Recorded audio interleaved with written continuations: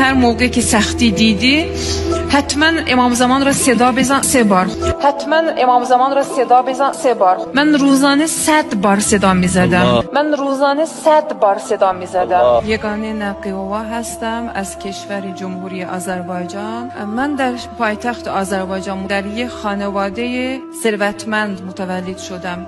تک دختر بودم، به خاطر همین هم اسممو یگانه گذاشتن. محیط آذربایجان و باکو اینجوری بود که با دین و مذهب خودشون آشنا نبودن.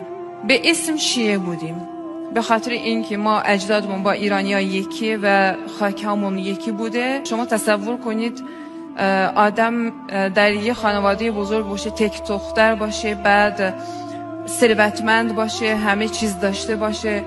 خیلی با دختر عموهام که خواهر بودن میگشتیم.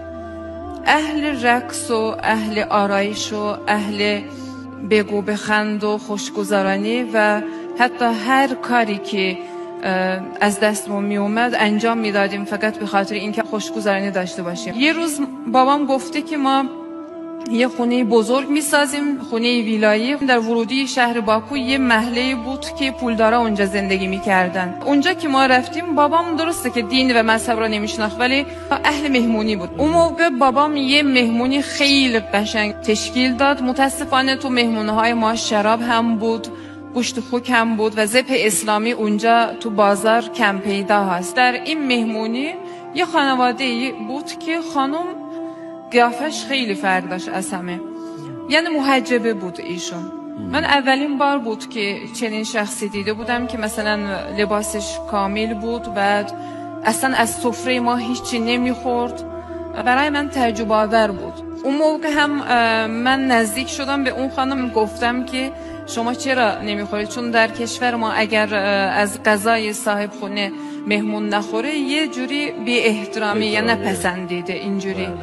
ایشون یواشکی به من گفتن که شما اگر از آشپزخونه مثل نون و پنیر و انگور چنین چیزی بیارید من میل میکنم. تابستان بود، من هم داشتیم آوردم از این چیزا. یکم میل کرد، بعد گفت که اگه دوست داشتی تشریف بیار یه روز خونه ما. تقریبا 30 سالش بود ایشون و خیلی یعنی اخلاقش از آدم‌هایی که تا اون روز دیده بودم فرق داشت. خیلی نرم، خیلی مثلا با حیا. لباسش فرق داشت. منم که به دنبال یه چیزهای جدید بودم و هر روز یه چیزی کشف می‌کردم اینجوری. بعد گفتم که یه روز برم خونهشون که چون جالب بود چرا ایشون مثلا فرق دارن از ما. سریع بعد از چند روز رفتم به خونهشون. اینجوری رفت آمدهای ما شروع شد. تقریبا من هر شب وقت خالی که داشتم میرفتم به خونهشون، چای میخوردیم، صحبت میکردیم. دیدم که ایشون با نامرما اصلا دست نمیدادن. ایشون مثلا روزه میگرفتن. برای من مثلا تعجب آور بود که چرا باید انسان از صبح تا شب باید گشنه بمونه. یه روز ایشون به من گفتن که آیا شما میدونید که ما امام زمان داریم؟ من تا اون روز حتی پیامبر خودمون را نمیشناختم، یعنی 14 معصوم را نمیشناختم، چه برسه به امام زمان. اسم امام زمان را گفتن، یه تعریف‌های گفتن از امام زمان. من متوجه شدم که انگار یعنی دنبال این بودم، گمشده خودم را پیدا کردم. یه جوری قشنگ حرف زدن از امام زمان که ایشون پدر ما هستن، همه جا هستن، ما را میشنون اینجوری. ولی سنشون را که گفتن خیلی تعجب کردم. آشنایی من با اسلام از امام زمان شروع شد. یواش یواش یعنی حالم عوض می شد.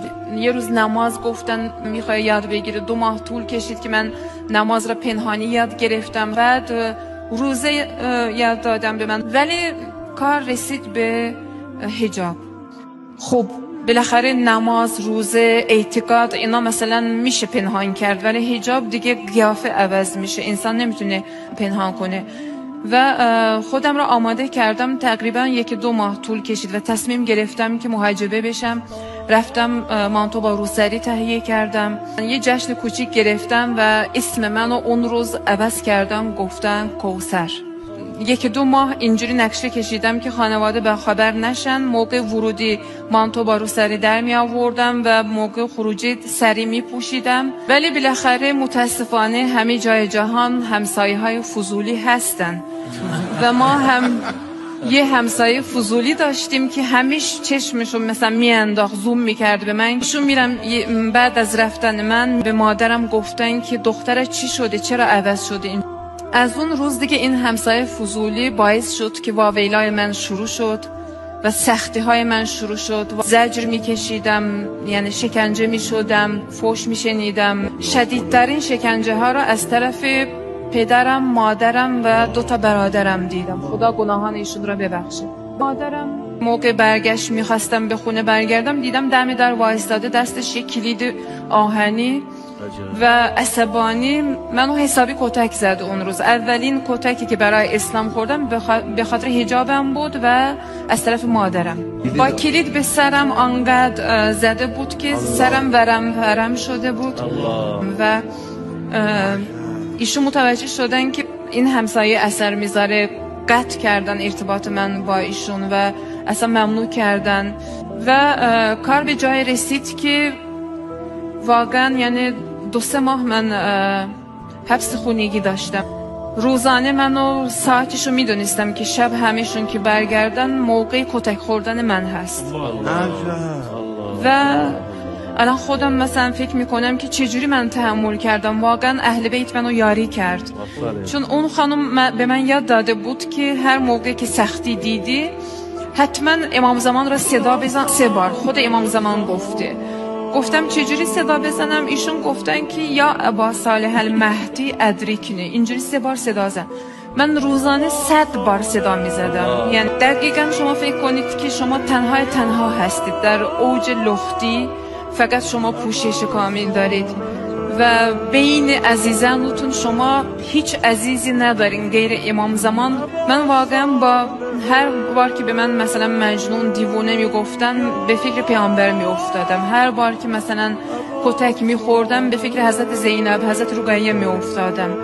من خیلی تبسم میکردم به امام زمان، به حضرت ابوالفضل عباس و نمازها میخوندم.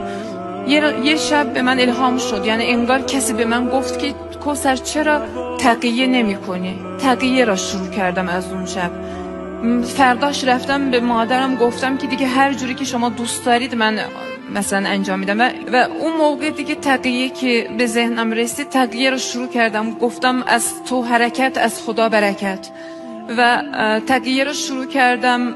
نقشه کشیدم که اعتماد ایشون را به دست بیارم و واقعا هم با کمک و یاری امام زمان و خداوند اعتماد ایشون را به دست آوردم و اولین فرصتی که از اون خونه خارج شدم، در اولین فرصت من فرار کردم، دیگه برنگشتم به اون خونه و موقعی که فرار کردم باید خیلی مثلا مواظب بودم. اصلا نزدیک 1 سال من موبایل استفاده نکردم که با GPS منو پیدا نکنن. یکی از دوستانم بود که مذهبی بودن ایشون و خانوادهشون مذهبی بودن ولی خیلی فقیر بودن.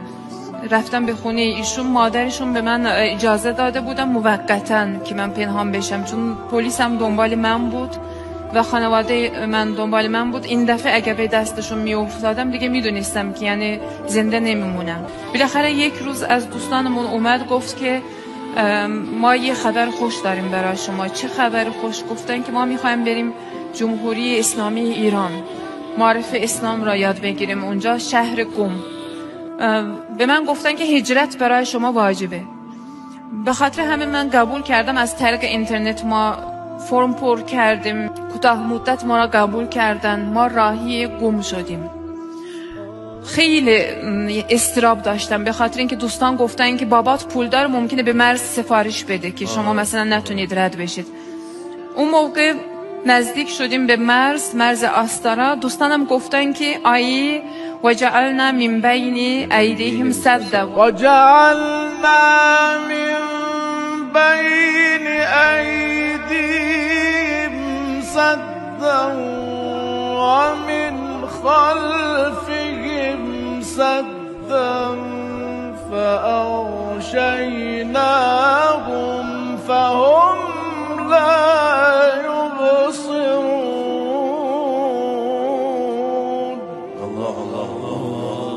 گفتن که تو رو خدا کوثر این آیه زیر زبانت باشه که به راحتی رد بشی. من حفظ بودم، کل مسیر را اینو خوندم و به راحتی با این آیه رد شدم از مرز. و به ایران که وارد شدم اوج یعنی احساس امنیت و آزادی را احساس کردم. دیگه به اطراف که نگاه کردم که اینجا دین و مذهب چیه، صدای اذان از میناره بلند میشد. تو کشور ما این ممنوع هست و همه شهرها که ورودیش عکس حضرت آقا مقام معظم رهبری شهدا انگار منو مثلا استقبال میکردن و اومدیم رسیدیم گم که رسیدیم من توسل به حضرت معصومه کردم. 40 روز اینجوری توسل کردم که منو نگه داره اینجا. من دعای عهد خوندن سر صبح ساعت 8 اونجا دیدم، گفتم کوثر حتما باید بین اینا باشی. آخرش دوست دارم یکی دو تا نکته را بگم که اون همسایه‌مون اسمش ستاره بود. ایشون واقعا ستاره زندگی من بودن. چجوری در صحرا آدم گم بشه با ستاره ها مسیر را پیدا میکنه، دقیقا ایشون ستاره زندگی من بودن و مدیون ایشون هستم. و علامات و بالنجم هم یهتدون. ستاره که ستاره زندگی شما شد، بله. شما رو با خورشید عالمتاب امام زمان آشنا شدم. بله.